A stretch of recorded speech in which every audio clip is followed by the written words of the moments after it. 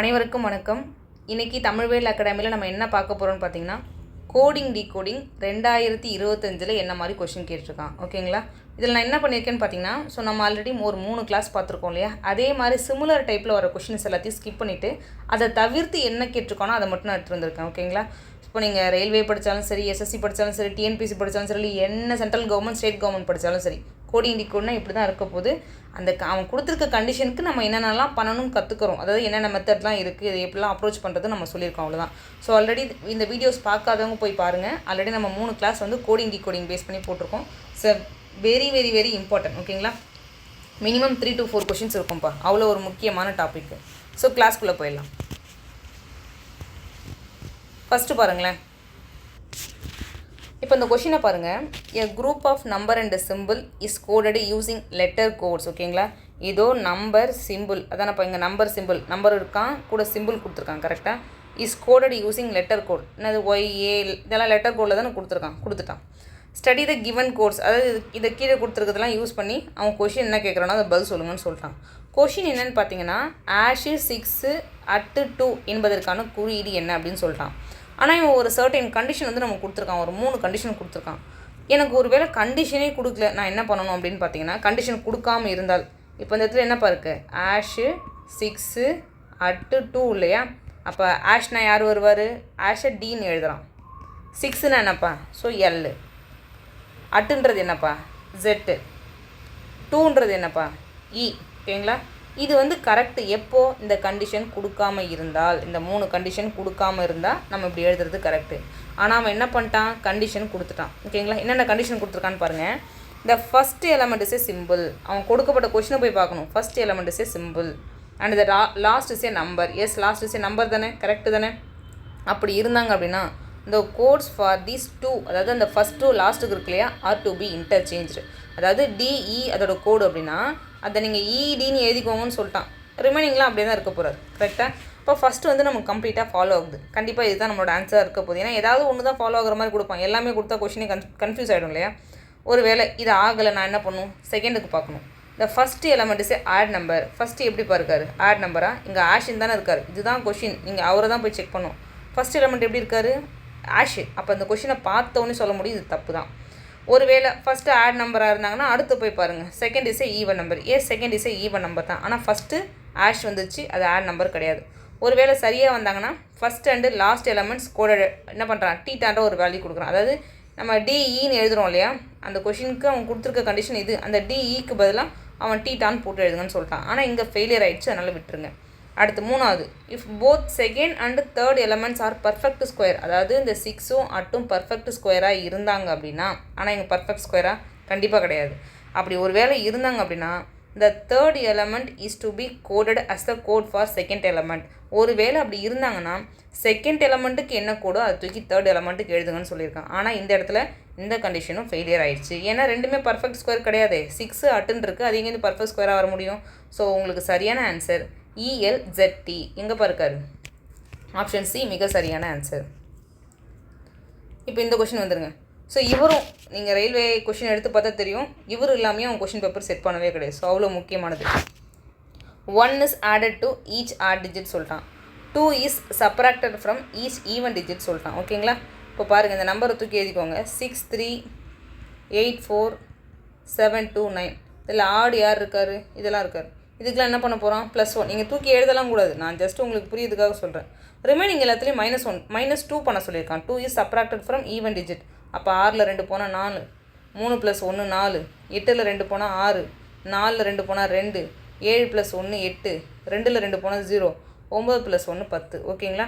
இப்போ பாருங்கள், இதில் ஒரு சர்டன் கன்ஃபியூஷன் வரும். ஓகேங்களா? இப்போ அவன் டிஜிட்டை தானே சம் பண்ண சொல்லியிருக்கான். இப்போ நம்ம என்ன பண்ணுவோம்? 6 + 4 10, 8 + 10, அப்போ 20 20 + 10 30, 30 + 4 34 அப்படின்னும் நம்ம ஆன்சர் பண்ணிடலாம்.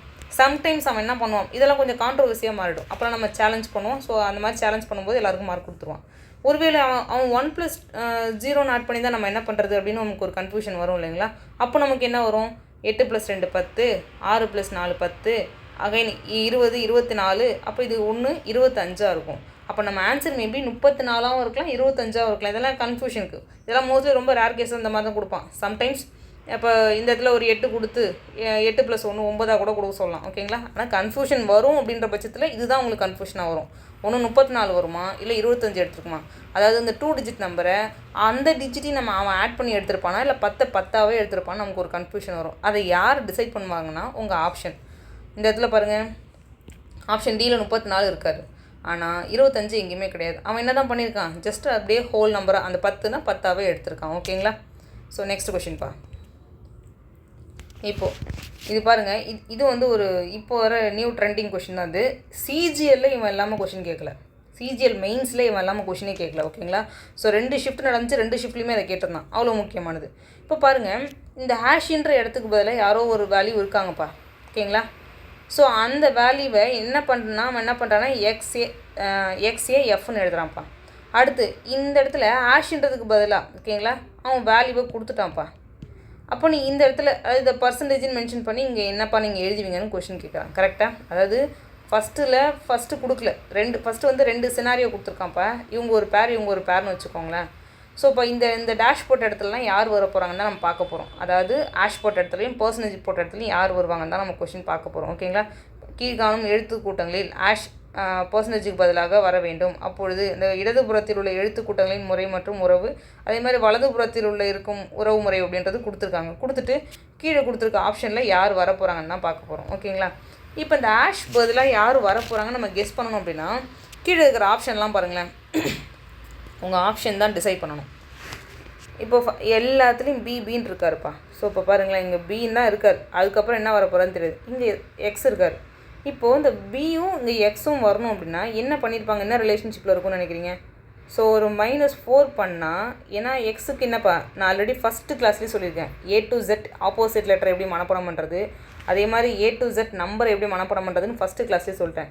இங்கே 2 இருக்குது. அப்போ 2 அதுலேருந்து ஒரு 2 அப்போ தானே அந்த எக்ஸ்ன்றது வரும். கரெக்டாக? அப்போ ஏதோ -2 பண்ணியிருக்கான்னு தெரியுது. அதாவது ஃபஸ்ட்டு இதுலேருந்து -2, அதுக்கப்புறம் -2 இல்லை -4 பண்ணியிருக்கான். அதுக்கப்புறம் இந்த செகண்ட் கண்டிஷன் எடுத்துக்கோங்களேன். இது வந்து ஃபஸ்ட்டுக்கு நம்ம பார்த்துட்டோம், SVA. ஓகேங்களா? இப்போ பாருங்கள், இது வந்து இந்த டேஷ் நம்ம கண்டுபிடிக்கிறோம். இந்த டேஷ் அவன் கொடுத்துட்டான். அடுத்த டேஷை தான் நம்ம ஃபில் பண்ண போகிறோம் இல்லையா? இப்போ இந்த எஸ் வந்து 19. இங்கே எப்படி பியில் ஒருவேளை பி உங்கள் ஆன்சர் இருந்துச்சுன்னா அதில் -4 போட்டு எக்ஸ் பண்ணணும். அதே மாதிரி எஸ்ஸில் -4 போட்டால் நமக்கு என்ன வரும்? எஸ்னா 19, 19 4 போனால் 15. அப்போ ஓ வருவாருங்களா? அப்போ இங்கே எஸ் வராரு, இங்கே ஓ வராரு, இங்கே பி வராரு, இங்கே எக்ஸ் வராரு. கரெக்டாப்பா? இப்போ பி தான்ப்பா எல்லா ஆப்ஷனும். ஆனால் இங்கே ஆப்ஷன் ஏவை பாருங்கள், இந்த இடத்துல Q வராது. எலிமினேட் பண்ணுங்கள். ஓகேங்களா? அடுத்து இங்கே என்ன வர போகிறாரு எனக்கு தெரில. இங்கே இ இருக்குது, பி இருக்குது, இந்த மாதிரி எல்லா பாசிபிலிட்டி இருக்குது. ஆனால் இங்கே ஏன்றது இருக்குது. ஜஸ்ட் அப்படியே போய் திரும்பவும் கெஸ் பண்ணுங்களேன். இப்போது இந்த இடத்துல இந்த பிக்கு பக்கத்தில் ஒரு வேளை இ இருந்தால் இ இருக்கலாம், பியாகவும் இருக்கலாம். இ இருந்ததுன்னா இ 5, அதுலேருந்து ஒரு 4 பண்ணி பாருங்கள். இங்கே வந்து ஏ வேணும்ப்பா நமக்கு. ஓகேங்களா? இங்கே என்ன தேவை? ஏ வேணும். அப்போ ஈயில் நான் என்ன பண்ணேன், எனக்கு ஏ வருவார்னு பாருங்கள். இங்கேயும் -4 வருமா? கரெக்டாக? அப்போ ஏ வராரு இல்லையா? அப்போ இங்கே வந்து அடுத்து இந்த கண்டிஷனுக்கு இங்கே வந்துடுங்க. V22 அந்த வேல்யூ மனப்பாடம் பண்ணுறது ஃபஸ்ட்டு கிளாஸே சொல்லிட்டேன். அது 4 போனால் எவ்வளோ வரும்? 18. அப்போ ஆறுன்றது இங்கே வரணும். இப்போ பாருங்கள், EERR. ஓகேங்களா? இங்கே பி வந்திருக்கார். இப்போ பீன்ற கண்டிஷன் சாட்டிஸ்ஃபை ஆகாது இல்லையா? இங்கே பீன் போட்டு பாருங்களேன். இங்கே பீன் வந்தார்னா இங்கே ஏ வரணும். அப்புறம் என்ன நடந்திருக்கும்? -1 தான் பண்ணியிருக்கான். அப்போ இவன் தப்பு. இவன் 2 பேரில் யாரோ ஒருத்தன் தான்ப்பா ஆன்சர். இது 2த்துக்குமே ஜேன்னு வந்துச்சு. அப்போ இந்த ஆப்ஷனை போய் நீங்கள் செக் பண்ணி பாருங்கள், முடிஞ்சு போச்சு. இப்போ இந்த இடத்துல பாருங்களேன், இங்கே ஜேவாக இருக்கார், இங்கே ஏவாக இருக்கார், சாரி எஃப்பாக இருக்கார், JF. ஓகேங்களா? அப்போ BJ ஒரு பேர், XAF ஒரு, இது 2 சேர்த்தா ஒரு பேர்னு சொல்கிறோம். இங்கே J10, எஃப்ன்றது யாருப்பா? 6. அப்போ -4 தான் போட்டிருக்கான். இங்கே A1. கரெக்டாப்பா? ஏ வந்து 1. இங்கே வந்து பாருங்கள், பியாக இருக்குமா டபிள்யூவாக இருக்குமான்னு பாருங்கள். ஆப்வியஸாக டபிள்யூ தான் வரப்போகிறார். ஏன்னா டபிள்யூக்கு 23 வரும். ஸோ ஏக்கு ஒரு 1 இருப்பார். அதுக்கப்புறம் ஒரு 3 நம்பர், இது 1. அப்போ -4 பண்ணால் இந்த டபிள்யூன்றது வந்துடுவார். இதை நம்ம எப்படி பண்ணணும் அப்படின்னா, அந்த கொஷின் அப்ரோச்சே கொஷின் ப்ளஸ் ஆப்ஷன் வந்துடணும். அப்போ நமக்கு சரியான ஆன்சர் யார்ப்பா வருவார்? BEJORW அப்படி போய் சரியான ஆன்சர். ஏன் இந்த இடத்துல எனக்கு பி வராதான்னு பார்த்தீங்கன்னா, ஸோ இந்த இடத்துல யோசிச்சு பாருங்களேன், SVA இருக்குது. ஏலேருந்து நீங்கள் -4 பண்ணால் எப்போவாது பி வருமா? வரவே வராது. ஓகேங்களா? அது நம்ம ரொம்ப நம்பராக மைனஸ் பண்ணுற மாதிரி வரும். நமக்கு -4 அதாவது ஃபஸ்ட்டு கொடுத்துட்டுலேருந்து -4 பண்ணால் இது வரணும். அதே மாதிரி இதுலேருந்து -4 பண்ணால் ஸோ இந்த வேல்யூன்றது வரணும். ஸோ இது ரொம்ப ரொம்ப ரொம்ப ரொம்ப முக்கியமான கொஷின்ப்பா. இது இல்லாமல் சிஜிஎல் மெயின்ஸே கேட்கல. இதே மாதிரி நீங்கள் குரூப் டியில் எக்ஸ்பெக்ட் பண்ணலாம். ஸோ நீங்கள் ஜிடி படித்தாலும் எக்ஸ்பெக்ட் பண்ணலாம். நீங்கள் என்ன எக்ஸாம் படித்தாலும் அதை நீங்கள் எக்ஸ்பெக்ட் பண்ணலாம்ப்பா இந்த மெத்தடை. So next one the same type. இப்போ இந்த கொஷின் பாருங்களேன். அதே மாதிரி தான் இந்த இடத்துல இந்த டேஷை நம்ம கண்டுபிடிக்கணும். ORWப்பா, இவங்க ஒரு பேர். அடுத்த பேர் பாருங்கள் RUZ. ஸோ இந்த டேஷ் நீங்கள் கண்டுபிடிக்கணும். இப்போ பாருங்கள், இங்கே இருக்கிற நம்பர்லேருந்து ஏதோ ப்ளஸ் பண்ணியிருக்கலாம், இல்லை மைனஸ் பண்ணியிருக்கலாம், என்னன்னாலும் பண்ணியிருக்கலாம். நான் என்ன சொல்லியிருக்கேன், இந்த மாதிரி வந்தால் நீங்கள் ஆப்ஷனுக்கு வந்துருங்கப்பான்னு சொல்லிட்டேன். அதாவது ஒரு டேஷு ORW, அடுத்து யாருப்பா RUZ ஒரு டேஷ். ஓகேங்களா, இதுதான். இப்போ பாருங்கள், இங்கே O இருக்கார், இங்கே எல்லாமே UV இந்த மாதிரி இருக்கார். ஓகேங்களா, இப்போ பாருங்கள், UVன்றது பெரிய நம்பர் தான் கரெக்டாக. இப்போ ஒரு வேளை U இருக்காருன்னு வச்சுக்கோங்களேன், அதுலேருந்து ஏதோ ஒரு மைனஸ் பண்ணால் நமக்கு O வரும். அதானே, ஏன்னா இது பெரிய நம்பரு, இங்கே சின்ன நம்பருக்கு Oன்றது 15 தான் வருது. அப்போ இங்கேருந்து ஏதோ நான் மைனஸ் பண்ணுறேன். நிறைய பாசிபிலிட்டிஸ் V இருக்குன்றதால, அதாவது ஃபஸ்ட் இதுலேயும் பாருங்கள், இதில் மெஜாரிட்டி நிறைய V இருக்குன்றதால நம்ம ஃபஸ்ட்டு எடுத்தோடனே Vயை வச்சு செக் பண்ணி பார்க்கலாம். ஸோ இப்போ Vன்றது எவ்வளோப்பா, இந்த இடத்துல நான் V எடுக்கிறேன், ஃபஸ்ட் நம்பர் V எடுக்கிறேன். V வந்து 22, Oன்றது 15. என்ன பண்ணியிருக்காங்க, -7 கரெக்டாக. அடுத்து R18, 18ல் -7 பண்ணால் K11 வருவாரா. இங்கே பாருங்கள், இந்த ஆப்ஷன் எலிமினேட் பண்ணிடலாம் கரெக்டாக. இப்போது நான் ஏன் U எடுக்கக்கூடாதா, இப்போ ஏன் B தான் எடுக்கணுமா. U21 வரும் கரெக்டாக. 21ல் 7 போச்சுன்னா 14ன்னு வரும். அப்போ யாருப்பா, N தான் வருவார், O வரமாட்டார். அதே மாதிரி இப்போ நமக்கு இந்த ரிலேஷன்ஷிப்பும் கண்டுபிடிச்சிட்டோம், -7 தான் இருக்காங்கன்னு சொல்லிட்டு கரெக்டாக. அப்போது இந்த இடத்துல ரெண்டு இடத்துலையுமே -7 சாட்டிஸ்ஃபை பண்ணுறதால அப்போ Bக்கு மட்டும் தான் பாசிபிள். அப்போ ஆப்ஷன் 1ம் போயிடுச்சு, ஆப்ஷன் Dயும் போயிடுச்சு. ஏன்னா இந்த இடத்துல யார் இருக்கார், L இருக்கார், நமக்கு தேவை K. அப்போ யார் தான் இருக்காங்க, இப்போ 2 பேர் தான் இருக்காங்க. இப்போ இதில் பாருங்கள், VYD வந்துட்டாங்க. இதில் KN அந்த கடைசி லெட்ரு மட்டும். இப்போது இந்த இடத்துல VYD தான் வரப்போகிறாங்கன்னு தெரிஞ்சு போச்சு. ஏன்னா ரெண்டு ஆப்ஷனுமே D தான். இங்கே D இருக்காருப்பா, இங்கே W இருக்கார். ஸோ Wன்றது 23 நமக்கு தெரியும், D 4 தெரியும். அப்படியே ரிவர்ஸில் போய் பாருங்கள், இதில் ஒரு 4, இதில் ஒரு 3 வந்து மைனஸ் பண்ணோம் இல்லையா. அப்போ இங்கேயும் -7, அதாவது இந்த சீரீஸ் ஃபுல்லாகவே -7 தான். இப்போது Y 25பா, R 18, 25ல் 18 போனாலும் 7 தானே வரப்போகிறாரு.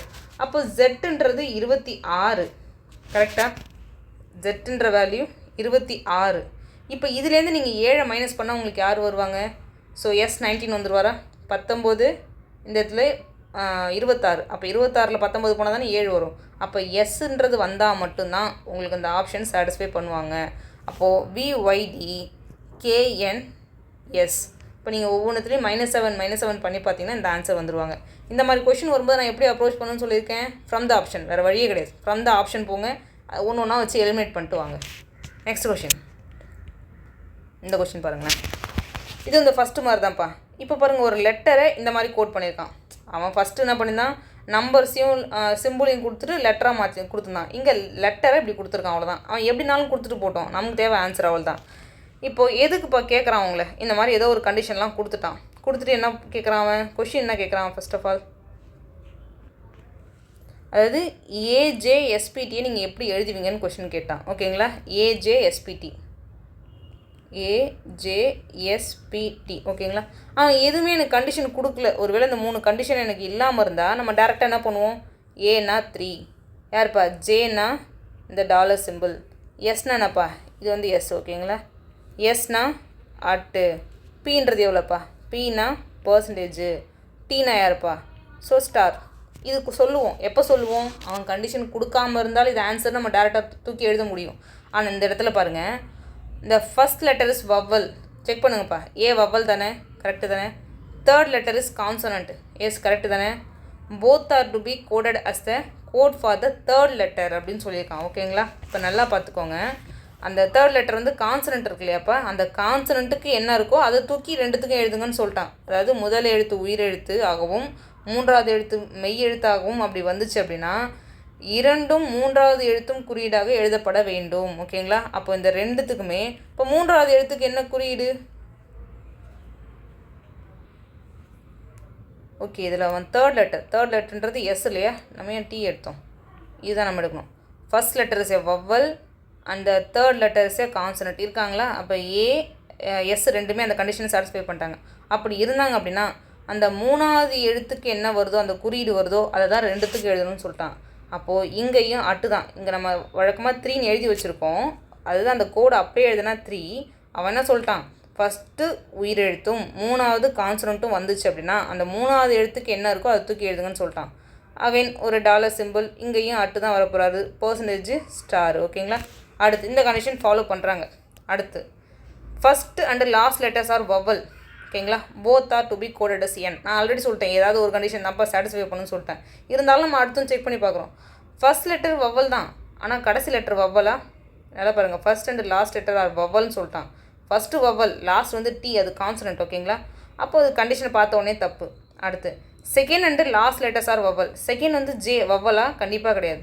லாஸ்ட் லெட்டர் வவலா? கண்டிப்பாக கிடையாது. அப்போ இதுவும் தப்பு. ஸோ இப்போ உங்களுக்கான answer at dollar symbol at percentage star அப்படின்றது மிக சரியான ஆன்சர். ஓகேங்களா. ஸோ இப்போ இந்த கொஷின் நான் ஏன் எடுத்திருக்கேன் அப்படின்னா, இது ரீசெண்டாக கேட்குறது. இந்த மாதிரி கொஷின்ஸ் தான் நம்ம விடவே கூடாது. நீங்கள் குரூப் டியாக இருந்தீங்கன்னா கண்டிப்பாக அதை படிச்சுட்டு போங்க. குரூப் டி எக்ஸாம் நான் இப்போ எழுத போகிறேன் அப்படின்னா, இப்போ அடுத்து நான் எக்ஸாம் வருது இல்லையா, கண்டிப்பாக அதை பேஸ் பண்ணி கொஷின்ஸ் இருக்கும். இந்த ரெண்டு 3 மாடல் பார்த்துருக்கோம். இந்த 3 மாடலுமே நமக்கு வர்றதுக்கு வாய்ப்புகள் மிக மிக மிக அதிகம். ஸோ அவ்வளோதான்ப்பா இன்னைக்கு கிளாஸ். நம்ம கிளாஸோட மெட்டீரியலை டெலகிராம் குரூப்பில் ஷேர் பண்ணுறோம். ஸோ இதை தவிர்த்து நீங்கள் ஏதாவது கோடிங் டிகோடிங்கோ இல்லை வேறு ஏதோ டாபிக் டிஸ்கஸ் பண்ணி நீங்கள் எதாவது ப்ராக்டிஸ் பண்ணியிருக்கீங்க, டவுட் இருக்குது அப்படின்னா தாராளமாக நீங்கள் டெலகிராம் குரூப்பில் கேட்கலாம். டவுட் வந்து கிளியர் பண்ணப்படும்ப்பா. ஓகேங்களா. தேங்க்யூ.